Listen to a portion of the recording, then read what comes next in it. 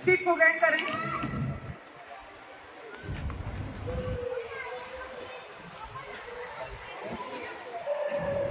मैं आए अपने सभी बुजुर्गों को हार्दिक अभिवादन करना चाहता हूँ, मातृशक्ति को प्रणाम करता हूँ और सभी भाइयों और बहनों को सबको प्रणाम करता हूँ, सभी जनता को प्रणाम करता हूँ। आदरणीय मंच पे जो भी बैठे हैं सभी को मैं प्रणाम करता हूँ।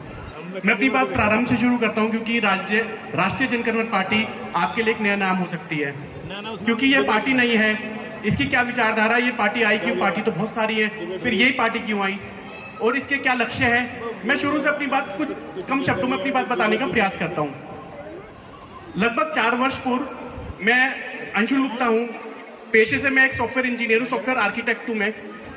और कहाँ तो software architect white collar job कह सकते हैं जिसे हम, और ये राजनीति की पसली जमीन, दोनों का दूर दूर तक कोई संगम नहीं है। परंतु इसके बाद भी मैं इस पद पर आया तो इसके क्या कारण थे, किन बिंदुओं के कारण मुझे इस पद पे आना पड़ा, वो मैं अपनी सारी बात आपके सामने रखना चाहता हूँ। बात करते हैं 4 वर्ष पुरानी। मैं यहीं पर गाजियाबाद में नेहरू नगर का निवासी हूँ।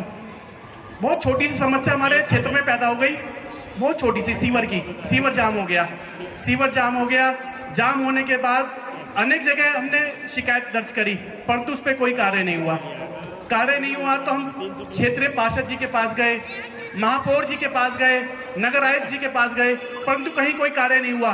जब हमारे छोटे छोटे बच्चे उस सीवर के पानी में गए तो बहुत कष्ट हुआ और लगभग 1.5 महीना हो गया कंप्लेंट करते करते, कोई असर नहीं हुआ। तो हमारी क्षेत्र की उसी कॉलोनी की जनता ने यह निर्णय लिया कि हम सब एकजुट होकर आगे आएंगे और जाकर मेयर साहिबा के पास जाएंगे, उनसे दरख्वास्त करेंगे, उनसे रिक्वेस्ट करेंगे कि हमारे कार्य कराएं। और जब हम सब लोग मिलकर हम अपनी महापौर जी के पास पहुंचे और हमने अपनी रिक्वेस्ट करी तो जनता की शक्ति देखिए, वो कार्य 1 दिन में संभव हो गया जी। ये जनता की शक्ति है।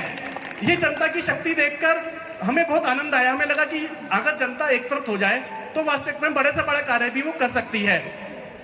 मैं बताता हूं, उसके बाद हमने सोचा कि चलो एक संगठन बनाते हैं, क्योंकि अपनी बात कहने के लिए कोई हमें माध्यम नहीं मिल पा रहा है, क्योंकि हो सकता है माध्यम हमारे से बहुत दूर हो चुके हैं। इसलिए अपनी बात वहां तक पहुंचाने के लिए, दूर तक पहुंचाने के लिए एक संगठन की आवश्यकता थी। तो हमने एक संगठन का निर्माण किया।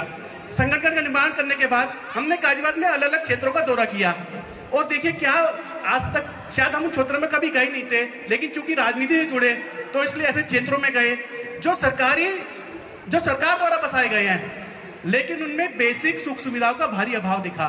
सीवर, जल, पानी, नाली, बेहद बेसिक सुख सुविधाएं, इनका बेहद अभाव दिखा और ये लगा कि ये क्या हमारा वास्तविकता में गाजियाबाद है। देखिए गाजियाबाद, मैं कहता हूं इसके विकास के 2 मॉडल हैं।